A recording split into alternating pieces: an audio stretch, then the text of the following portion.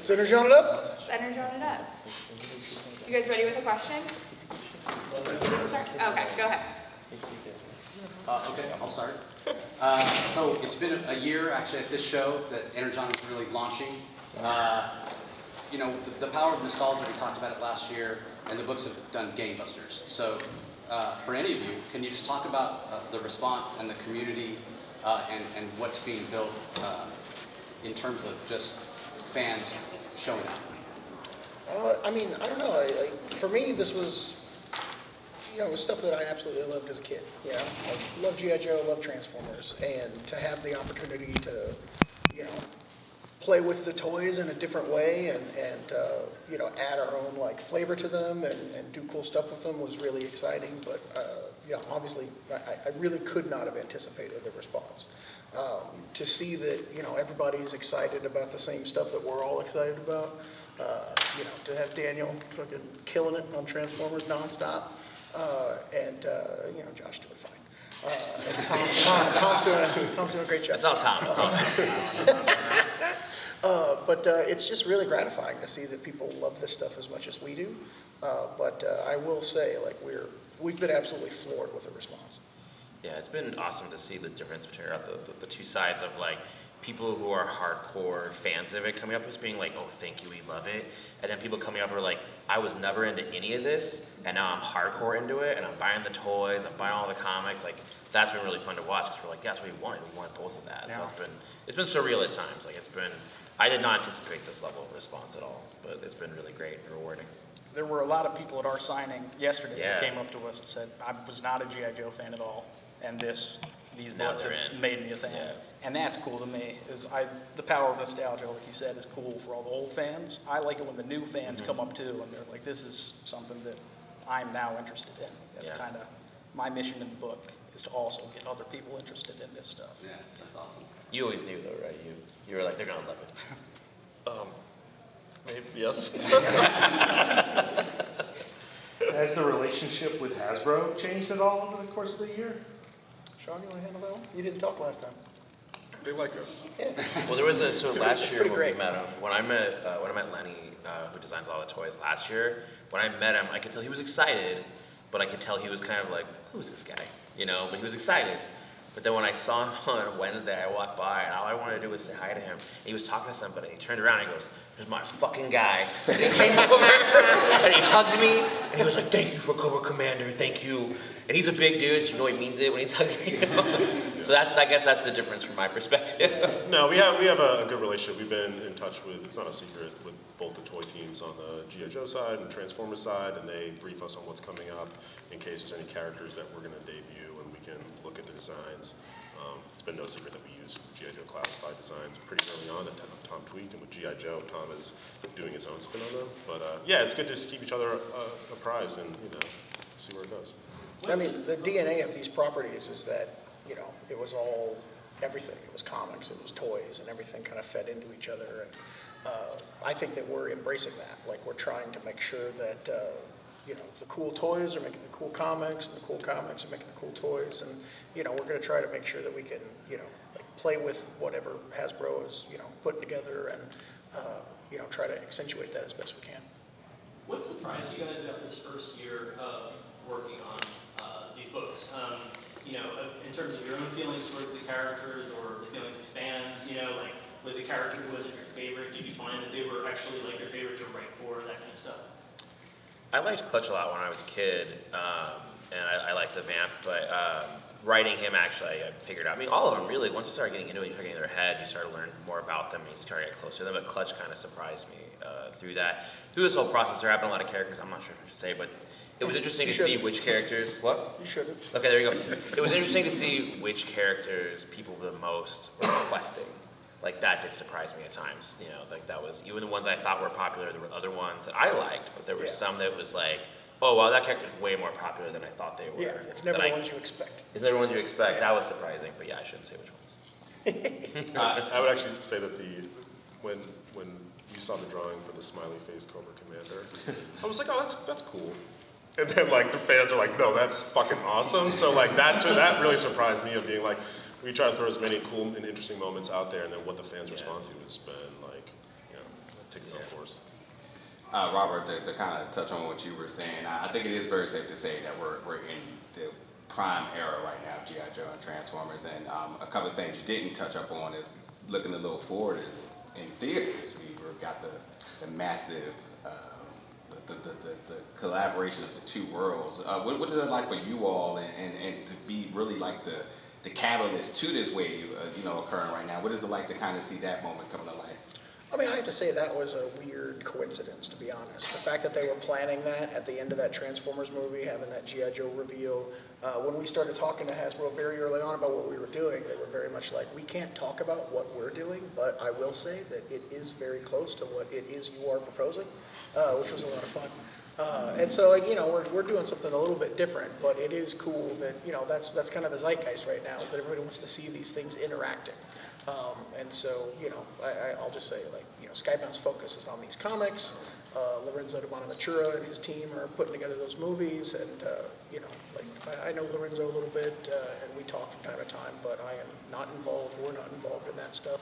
We'll just, be fighting and begging to get into screenings when that stuff comes together. Yeah, no, I just think it's a good I have already seen Transformers 1, though, and it's pretty rad. Yeah. Pretty rad. I just think, like, as fans, it's a good synergy because, as you mentioned, no matter how you enter the realm now, it's hitting on all cylinders. Some people may experience it the first time in theaters, come after the comics, and vice versa. So. One of the things I really appreciate about all the books has been the fact that it's been so accessible.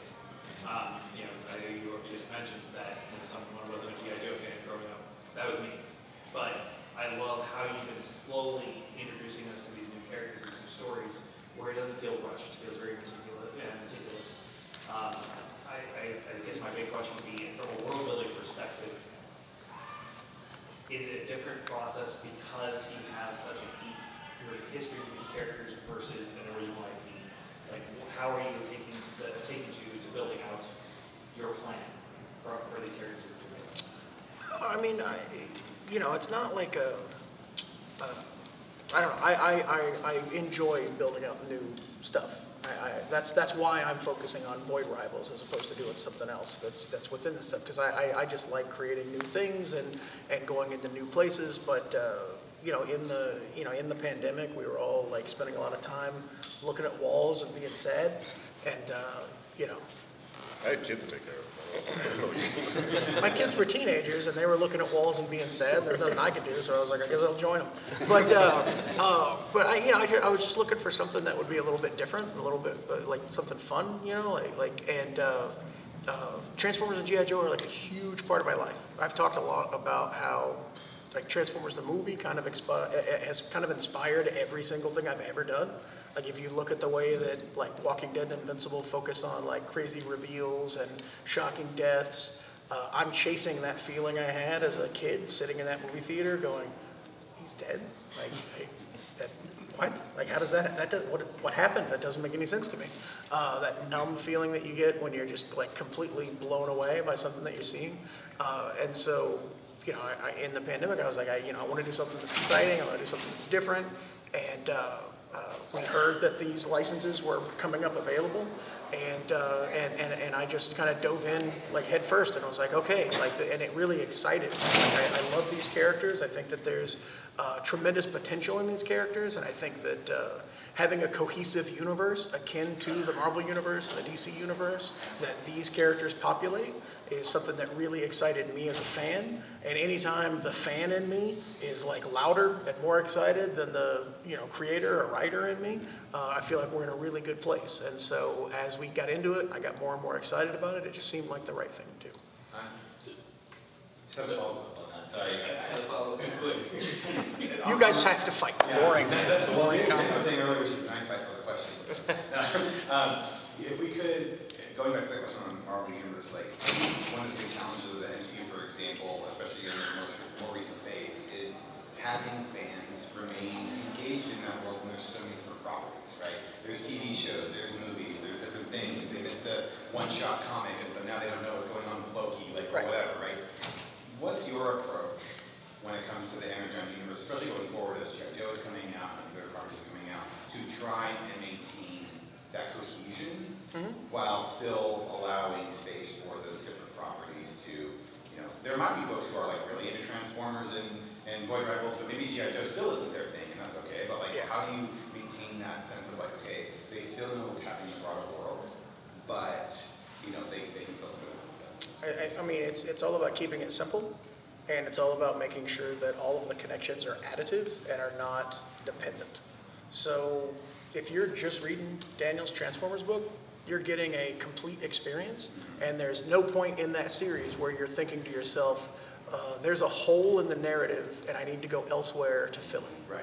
And you know, that's the same with all the G.I. Joe books leading up to this G.I. Joe series that we're launching, and it's the same with Void Rivals. But if you're reading all of these books, you know, you're getting a cohesive universe that has a lot of crossover, and you know, when you're reading Duke, you're like, oh yeah, I saw that scene in Transformers, that's really cool.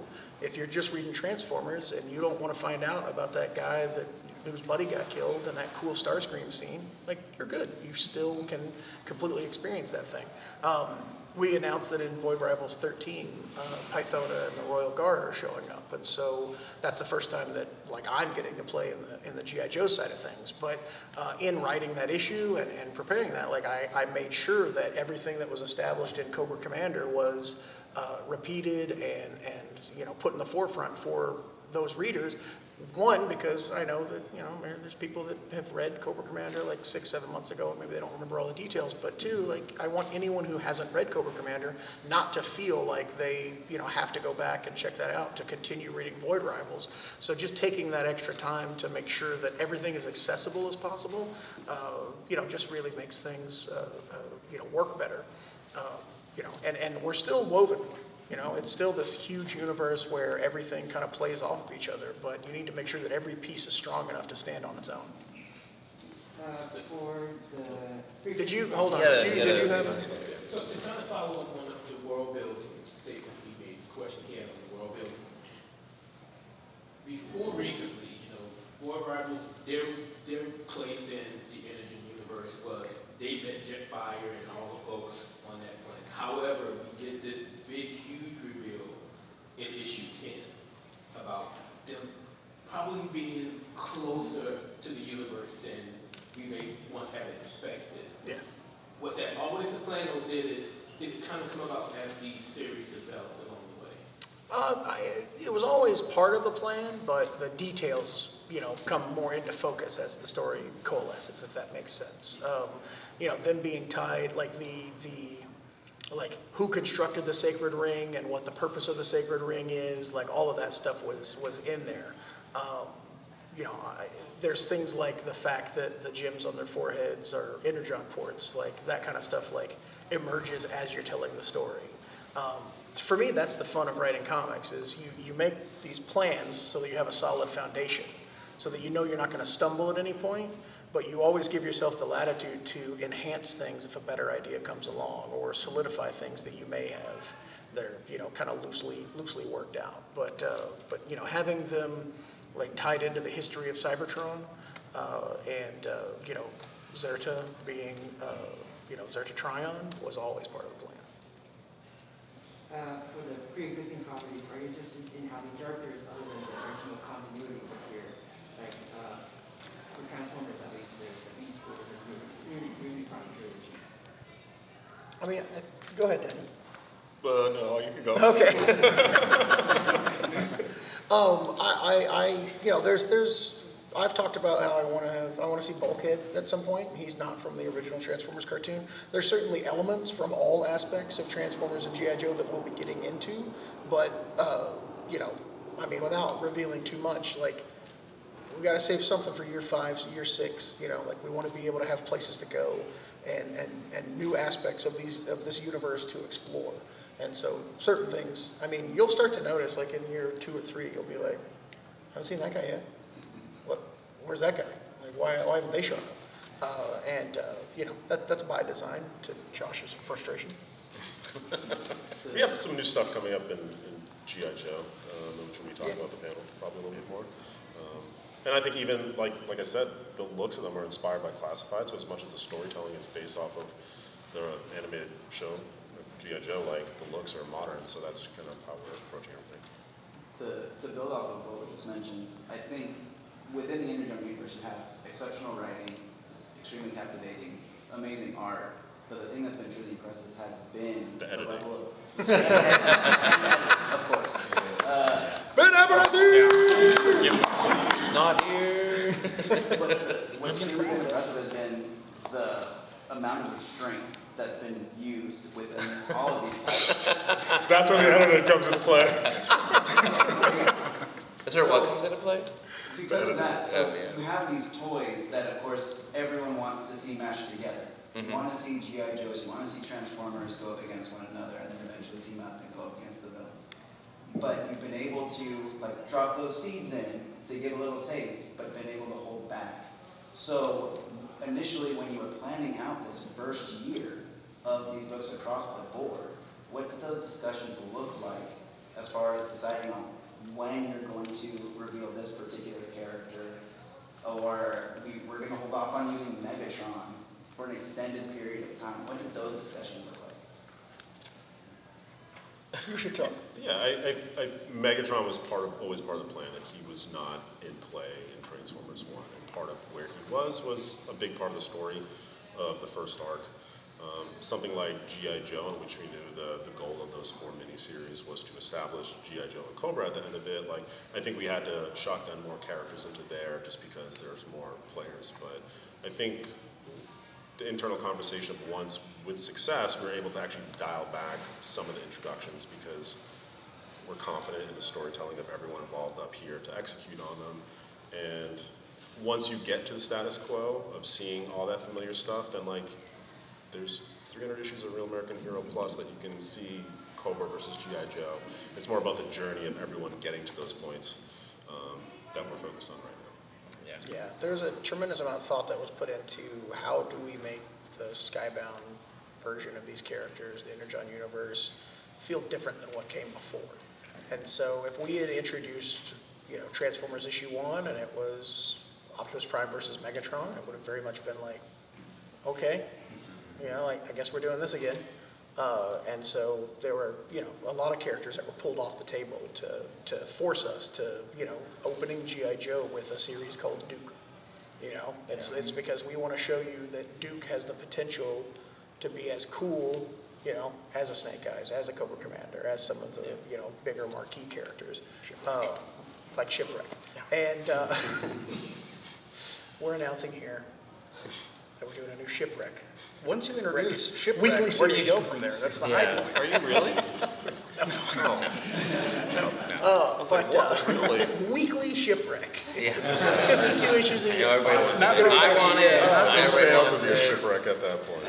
Like Duke number one in the original script, it had Firefly and Scrap Iron in it. But they were. What are you I can doing? talk about this. No, you can't. But they were in the background. This is why I haven't spoken yet. There's a reason. Let me explain, please. Let me explain. But to Robert and Sean, they made a point to me. They were like, because there were background things, and it was like, why would we want to introduce characters in the background? Make sure each and every single one of them has the best introduction possible, and actually is a story reason, not just thrown in. Just because I am impatient, and so I want as much in there as possible, and there's a series of Robert and Sean telling me no. So that's how it's been. So look at his face. So there's a lot of thought. There is, once we got past that, there was a lot of thought into every time we do that stuff. It's a lot of, like you said, restraint. It saves me drawing a lot of crowd shots too. Yeah. The Yeah. editing. I was thinking of Thank Tom you. at the time. Yeah, thank you very much. So where does most of the pushback come from? Does it come from Robert and Sean, or does it come from Hasbro saying? All right, this is ended. This is So thanks for your time. I wouldn't call it pushback. I think it mostly came from Robert and Sean. It was a Or we were conversation. pretending it was Hasbro. No, it's a conversation. It's a conversation. But again, I'm always pumped, and I want all of it. And then they're like, we don't. I always feel like I'm gonna hurt you all the time, And they're very much like, it's okay, slow down, like let's do this right. And so they're doing the right thing.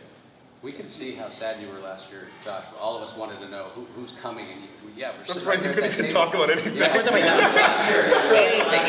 Anything. It was just a funny thing. It was even with Cobra Commander, I couldn't even describe what that book was. And I was like, it was going to be weird. We were talking about this last night where I'm like, Your head was going, Cobra Law, Cobra Law, Cobra Law, Cobra Law, Cobra Law, Cobra Law. Yeah, I was ready to just be like, and Cobra Law's in it. And then, but well, that was we were able to keep that secret up until it came out. Yeah. Like, we were able to manage to keep the Cobra Law, and then Megatron was in Cobra Law, the secret that entire time.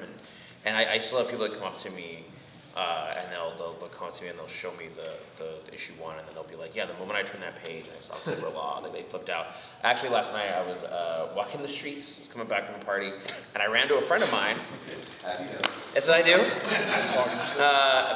So I was leaving the party, I was coming back to the hotel, and I ran to a friend of mine, and I've told this story, I think, to you guys before. When I was in college, I had a friend who hated the G.I. Joe movie. He hated it. Because we would argue about it all the time. And I knew when we were doing Cobra Commander, I knew that he was going to be the one to be like, Cobra Law. But I ran on the street last night, and he walks up to me, and I was like, I know you hate it. I know, I'm already ready for it. And he was like, no, you don't get it. I love it. I'm so happy. He was like, the moment I was reading Cobra Commander, and I turned that page, and I saw Cobra Law for the first time, he's like, you guys did it right. It was exciting. It was fun. And I was like, all right, cool. All right. Is this the guy from the comic shop? When I was, the comic book store. You turned it. I turned it After all these years. Yeah, I told you that story. Yeah, that guy's name was Brian Bendis. Well, Daniel, last year, to go back, if you recall, you were talking about the challenge of Transformers with your art. I think you said, I'd never drawn a straight line before. Now these guys are all straight lines. Yeah. So, how's the journey been for you? Because one of the things that has impressed me so much about what you're doing, and again, we talked about it, the whole thing with the footprints where I come from, I don't leave footprints. There's been so much emotion, even with these, robotic metallic characters. Yeah. You've managed to, just in your art, just enhance it with so much emotion. So talk a little bit about that. Well, thank you. I just was like, man, what would make me feel like I'm connected to these characters? And I try and do that. And then everyone's like, you want to do what? And I'm like, yeah, it's going to be really cool. And then, the deer thing, we all know. Hasbro didn't like the deer thing. And, I had to kind of stick my foot in the ground and be stubborn. And it changed the entire universe, so I don't know. Yeah, I always feel like you approach everything, whenever I read your work, like whenever I read Murder Falcon and all that, I always feel like you're like a rated R Pixar. That's all heart. Even just now, I'm going to be really super cheesy with you right now when he was talking about the straight lines thing, and I was like, you can't draw a heart with a straight line. I wish Pixar was there too. He has so much heart in his work. When you're reading Daniel's work, it is so much heart every page. I remember when I read issue 1, issue 2, I texted you, and I was like, God damn, dude. It was so good. You did text me saying, God damn, dude. Yeah, I read issue 2, I was like, oh God, you raised the bar so high, fuck. Yeah. sorry for swearing. Before I started reading the new Transformers, I never thought in a million years that I would think, what I want is a cartoon with the Transformers looking like Murder Falcon. Yeah. And now I do. And now that's what I want. Cool. Yeah. Continuing on this theme of Optimus and sort of the design and the emotional core of that character, I was actually really struck by your cover for issue 9 of Optimus holding up the world on that white background. Yes, right on. And I guess I'd be interested in a bit more insights on as the series has evolved and you're still kind of like helming the writing, the narrative for this, like what your thoughts were and how Optimus's emotional connection to the world would evolve because of the character. Like how did that play out? Did that evolve as the story went on? Did it go down a different path than you initially expected in terms of how you would build those connections with these characters? It's hard to answer in hindsight because I was so kind of in the weeds in the moment and like figuring out like how to make something like special and then like also like kind of like make sure everybody's like on board with with kind of my vision and trying to navigate that. So it was like kind of me flying by the seat of my pants a little bit and just rolling with it and trying to make something cool. So I was just trying really hard. Oh, you succeeded. Thank you. I want to add, this is an artist's secret. Drawing the planet Earth is really hard to do. And Daniel's one of the best drawers of the planet Earth in comics. He draws a great planet Earth. He did the Superman story.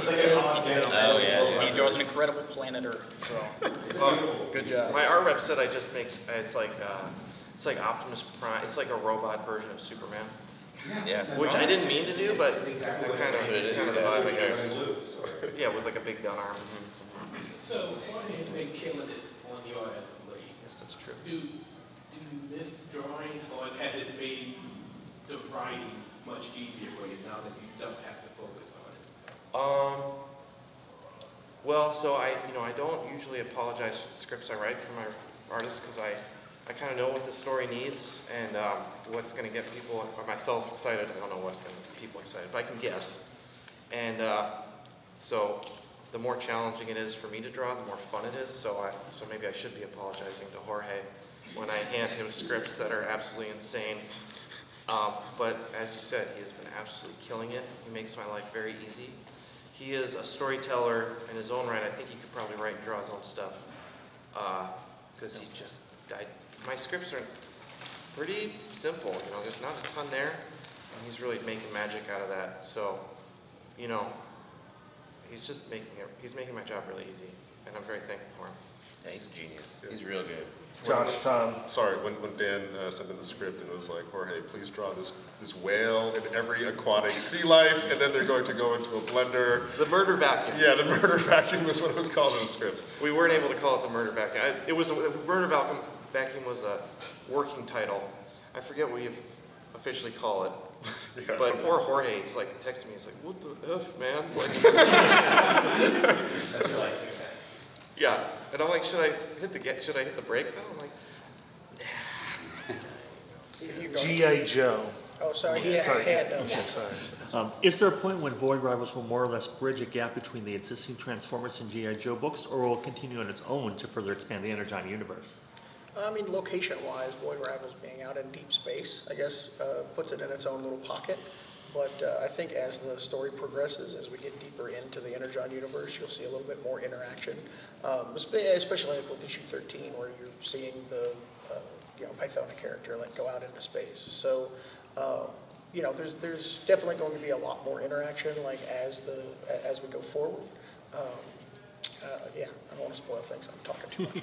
But eventually you'll see, hopefully at some point you'll see the Void Rivals characters on Earth.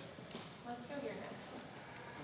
Is there any influence from your own past works or a prior continuity version of the past Titan works that is impacting your Energon universe writing or direction? You mean like outside of the cartoon? Yeah, outside of the cartoon. I mean, yeah, like the movie, the G.I. Joe movie, I think about that movie all the time. There are times where I'll just put it on, and there are times I'll send him the script at the beginning. I'll put the intro to the movie at the intro of the script just to be like, this is the vibe. So definitely things like that, will influence, yeah. And I guess I don't have any thoughts on the '86 Transformers film is kind of like the vibe Bible that I used for, at least for drawing, and kind of Jorge's done a really good job of carrying that on. And, the more the characters get introduced, I like TF Wiki. I'll look at some stuff, It's got a funny voice. It's got an entertaining voice for Yeah, it's Wiki. got jokey, under all the pictures, there's a joke. It's that's only Transformers funny. Yeah, it's Transformers funny. Sorry, yeah. Not really funny. So I love kind of maybe sometimes because I know what people expect. So every once in a while you put a blanket over people and say this is what's going to happen, and other times I rip it away, and that's a really fun dynamic to play with. There's actually one time, sometimes what influences me is the fans, if they make me too upset, I'll kill their favorite character.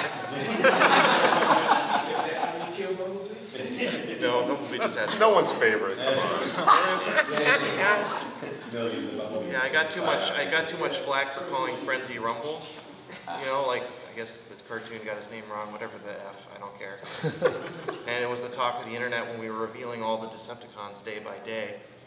And I'm my entire internet presence got blown up by these crazy nerds that were like, you got the name wrong. And I was like, well, when he shows up, he's gonna die, and he did. Jeez. We're a little less than an hour from the panel this year. Any nods or winks about the big secret reveal? Oh yeah, I'm just kidding. No.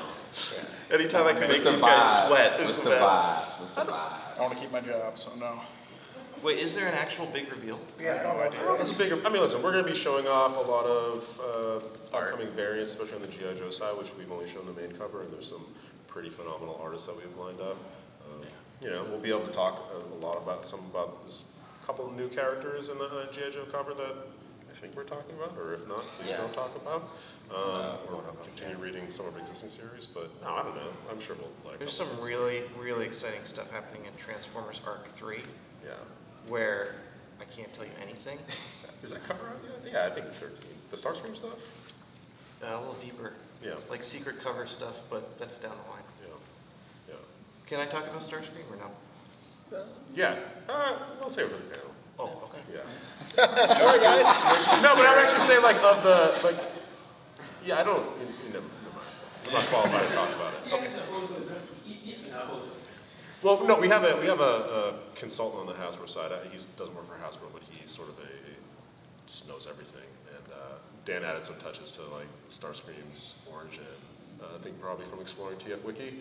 And our consultant was like, "Oh, cool, that's a nice touch to all the real fans that know Starscream's name." So like, there's plumbing stuff in the past, but also like doing it in a new way. And yeah, the Starscream stuff is really awesome. So he's definitely the character to watch over the next couple arcs for sure. So with G.I. Joe #1, can you find that out? How much collaboration have you done with Kelly and with Dan with their stories? Oh, so with them, I would message with Dan every once in a while and do Zooms, and then Kelly and I email fairly frequently.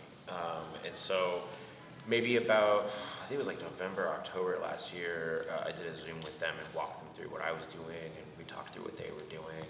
And I basically was like, well, I knew what we were doing with the G.I. Joe series, and so with them, you know, I don't want to like dictate to them what to do. I wanted to be their story. And what was great was actually Kelly came to that. Kelly was like a huge G.I. Joe fan and loved Scarlet. So when she came to that meeting, she was like, I have a huge plan, all this stuff she wanted to do. And I was like, this is all amazing, but I need you to do this at the end.